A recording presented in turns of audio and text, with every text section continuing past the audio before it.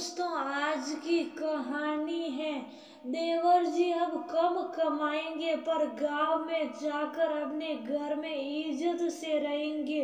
दोस्तों, कहानी शुरू करने से पहले अगर आपने हमारे चैनल को अभी तक सब्सक्राइब नहीं किया हो तो कर लीजिए ताकि आपके पास पहुंच सके हर नया वीडियो।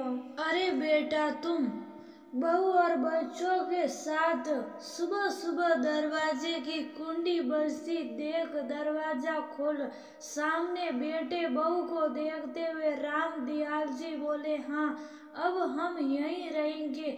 एक टूक शब्दों में के किशोर अपना सामान लेकर एक कमरे में चला गया। बेटा बहू का उतरा चेहरा देखकर राम दयाल और उनकी पत्नी देवकी परेशान हो गए। कुछ बात हो गई क्या उधर जो तुम दोनों का चेहरा उतरा हुआ है?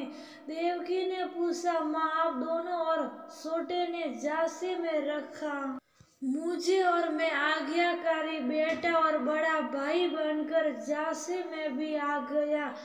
क्या ही गलती थी मेरी, कम कमा रहा था। पत्नी और 2 बच्चों के लिए मुश्किल से गुजारा कर रहा था, पर आप सबने मुझे क्या कहा, शहर में जमीन लेकर उधर घर बनवा देते हैं। दोनों भाई मिलजुल कर रहना और जो जरूरत होगी वह हम गांव से भी थोड़ा बहुत भेज दिया करेंगे।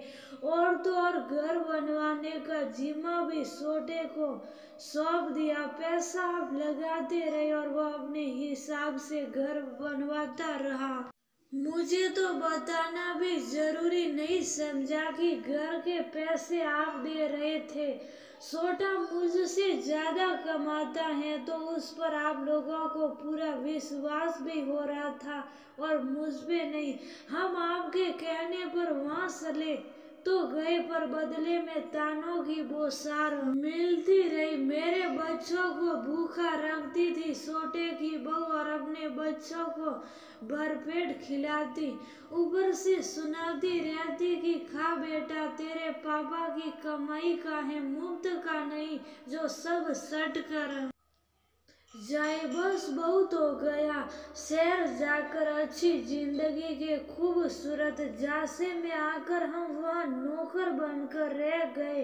अब कम कमाएंगे पर यहाँ इज्जत से रहेंगे। किशोर ने कहा, पर बेटा घर तो तुम दोनों के लिए ही बनवाया था ना, यहाँ कहाँ तुम खेती बाड़ी कर पाओगे? शहर में रहकर कहीं नौकरी करके बच्चों का पालन पोषण कर सकते थे, यहाँ क्या ही रखा है?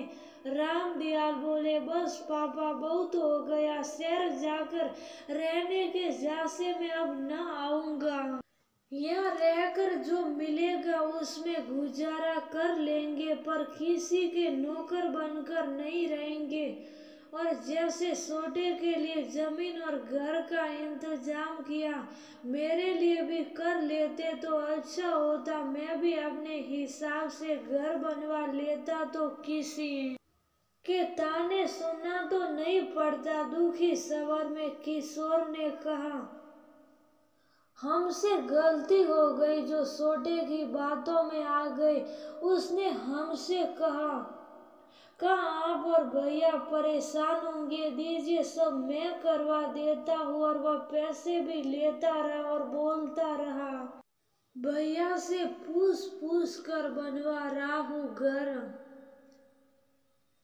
वो तो बाद में पता चला उसने तुमसे कभी कोई राय मशवरा किया ही नहीं। तुम शांत स्वभाव के व उगर तो हम भी क्या ही बोलते उससे। मध्यम स्वर में राम दयाल जी बोले, जो होना था हो गया जी, हम भी कहाँ ही सोचे थे छोटा हमें भी जासे में रख कर सब कर रहा है। अब तो इसके लिए भी सोचना होगा। जब तक हमें इनकी जिम्मेदारी भी हमारी ही है। देवकी जी ने कहा, हमें कुछ नहीं चाहिए, बस आप लोगों का भरोसा और आशीर्वादी बहुत है। भगवान ने साथ तो हम दोनों कहीं काम कर अपना गुजर बसर कर लेंगे और आप दोनों का ध्यान भी रखेंगे। बहुत देर से शुभ बहू ने कहा, हाँ बहू, अब तो बस यही भरोसा है। हम भी कभी कभी अपनों के ही जासे में आकर गलती कर बैठते हैं, इसके लिए हमें माफ कर देना। देवकी जी ने कहा, जो से छोटे बेटे की बातें सुनकर आहत हो चुकी थी। आप बड़े हैं,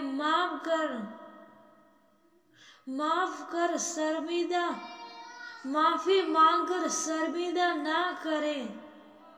बस जब जरूरत हो आप हमारी मदद कर दें,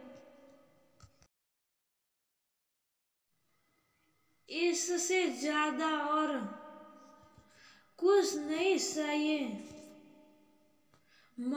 किशोर माता पिता के दुखी चेहरे देखकर उदास हो बोला। राम दयाल और देवकी ने बेटे बहू को गले से लगा करने की माफी मांग आगे भविष्य में उनका साथ देवे का आश्वस्त दे दिया। दोस्तों, अगर आपको ये कहानी पसंद आई हो तो सब्सक्राइब कर देना।